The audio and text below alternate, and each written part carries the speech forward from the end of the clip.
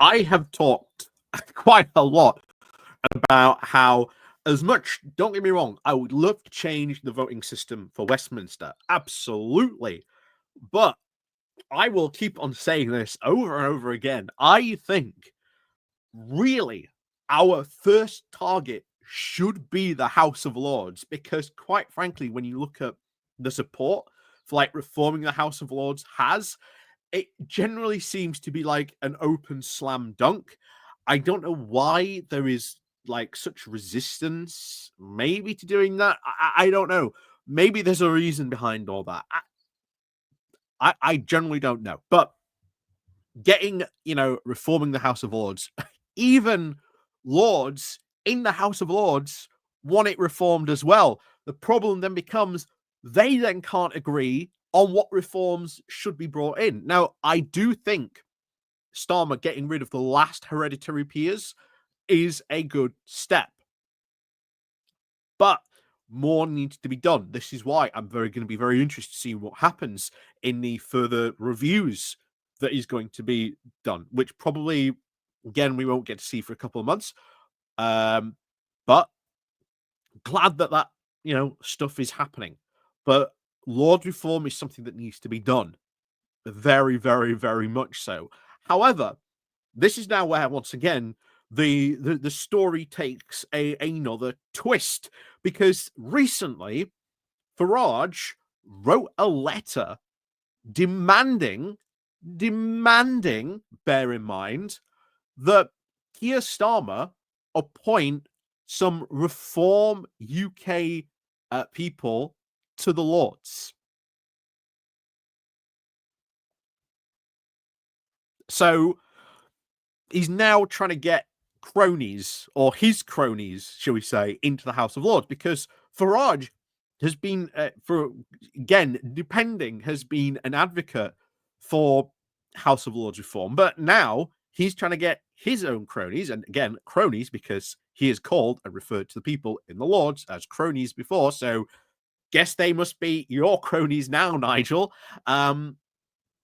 Very, very much so. But it does go once again to show that Farage claims to be this anti-establishment rebel, and he's never been such a person at all. If you look at his voting record, what he says, who he associates with, etc., never been such a person at all. But now he wants to do that. At that moment, you cease to be an anti-establishment rebel when you are demanding these seats in the Lords. So we're going to cover this because, again, needs to be covered. So, as always, before we go on into this, please do remember to click on the like, share, and subscribe button down below. There's links to my Patreon page, the Buy Me Coffee link, the YouTube thank you button, and of course, as always, there's the YouTube membership button down below as well. So thank you very much to all those people who do help and support the channel that way. And of course, as always, you can click the like, share, and subscribe button down below as well. And of course, don't forget to ring the bell so you get a notification of when we might go live or when we might do, other stuff, etc. on that stuff. So, as always, thank you very much to all the help and support you guys show the channel. So let's crack on then into this, because, anti-establishment Farage is not. So this comes from The Independent. So you cannot now demand seats in the Lords and still be an establishment rebel, Mr. Farage. Oh, let me close that. There we go. As soon as Nigel Farage wrote to Keir Starmer demanding that the Prime Minister allow him to make some nominations to the House of Lords, I reached for my well-thumbed copy of the Reforms contract with voters at the last election. It said that in its first 100 days, a reform government would start to replace the crony-filled House of Lords with a much smaller, more democratic second chamber. It is, of course, easy to mock, so let us now enjoy the contrast between Farage's high-minded manifesto promises and now his demand that some of his cronies should join the small but all other cronies now in the upper house. Let us, of course, in particular now, enjoy the next two sentences in Reform's manifesto. Readers, of course, wanting to know how this, quote, more democratic chamber might be constructed, are, of course, dismissed very briskly, with, of course, a structure to be debated, meaning they had no clue and no clue themselves how they want to do it. That structure, of course, a more democratic second chamber, has, of course, been debated for more than over 100 years. And it seems unlikely that anything will now be decided in the next 100 days. And then you get to this gem: an immediate end of political appointees. As St. Augustine didn't quite say, Lord, make it immediate, but not yet, before the arrival of a reformed government, and of course, the immediate end of the political appointees, Farage would, like, of course, the Prime Minister, and likely to ennoble some political appointees now on his own behalf. And oh, trust me, if Farage ever gets into that position, he is going to pack the House of Lords, because one of these things that will happen if a reform government gets in, he is going to face resistance from all the stuff he wants to do from the House of Lords. A lot of people in the Lords are not idiots. We've seen this during the Brexit debates. We saw this through the Rwanda stuff, where the Lords were like, yeah, we ain't going to do that. Back to the Commons with you.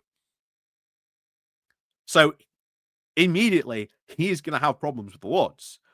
So the only way he can maybe do that or get stuff through the Lords will be either A, to try and do Acts of Parliament, which would need I believe, a majority of, I think, 61% plus of all MPs to do that.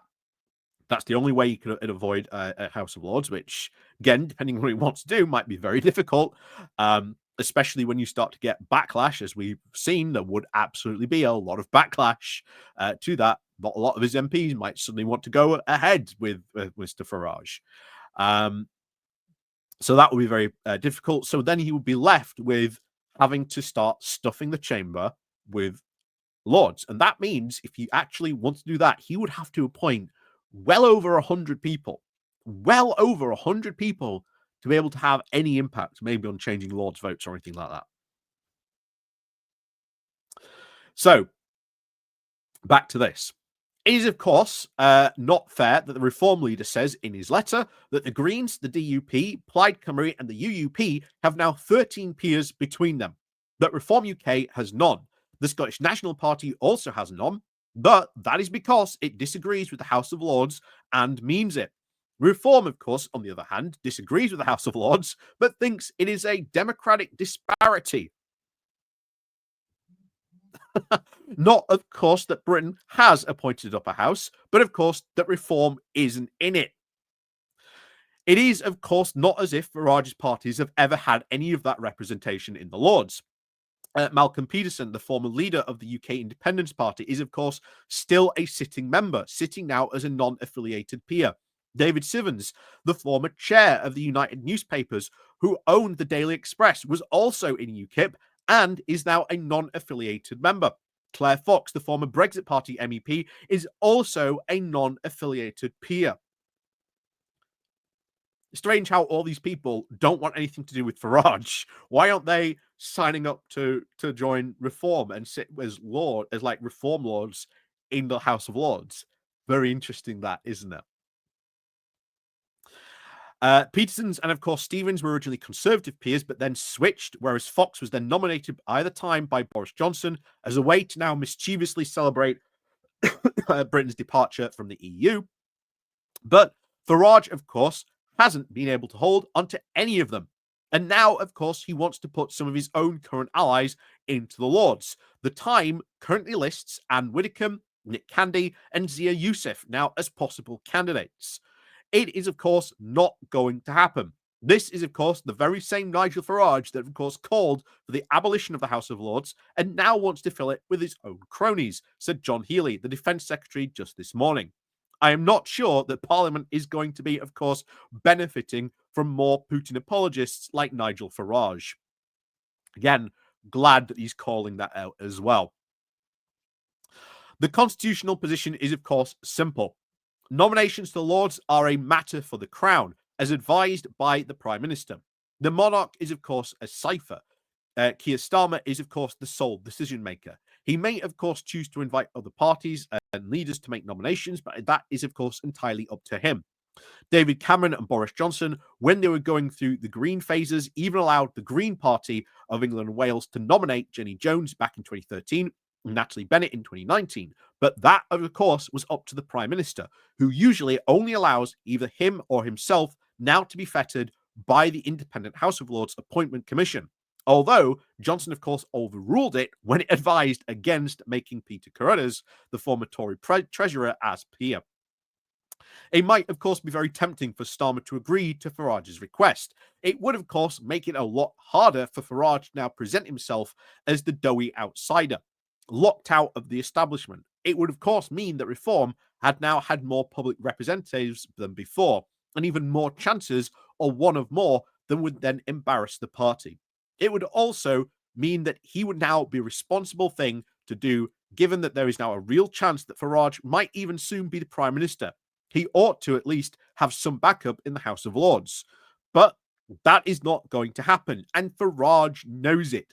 It is not going to happen. His letter is just a classic August news story designed now to try and get attention and to drive home the point that Reform is the most popular party in the country and is now being treated unrespectedly by the established parties. At the time of writing, when anti-government and anti-establishment feeling is now running high, Farage's status as an outsider is, of course, a current priceless asset to him. So, yeah, it's silly season stuff. And we've said this before, during the silly season, there's not a lot of news stories going on.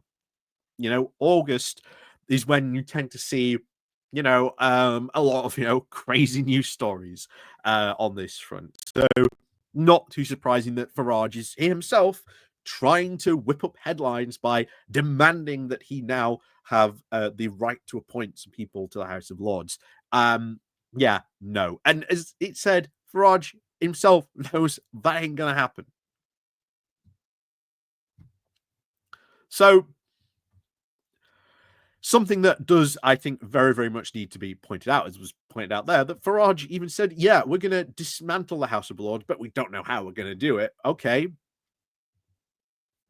I really do hope that a lot of people really start to challenge Farage. I mean, we've seen that a bit recently where they are starting to challenge Farage on like policies and what he says and like, what does that actually mean by that policy? Or if you intend to do this, how do you actually, intend to do that when some of that stuff might be illegal or you can't really do that? Or what, how even do you intend to do that written into policy? There's a lot of these questions that should, of course, be asked of Farage, and you are starting to see that a little bit more, but still, I think not enough, to be honest. So, as always, let me know what you think about all this, because again, it's Farage, being Farage, about something he knows will probably never happen. Because as was also pointed out in the air, if you get into the House of Lords, how anti-establishment are you then? How can you then claim that you've been locked out of the establishment when you've got people sitting in the House of Lords on your side? So, as always, thank you very much for watching, and of course, as always, we'll see you all next time.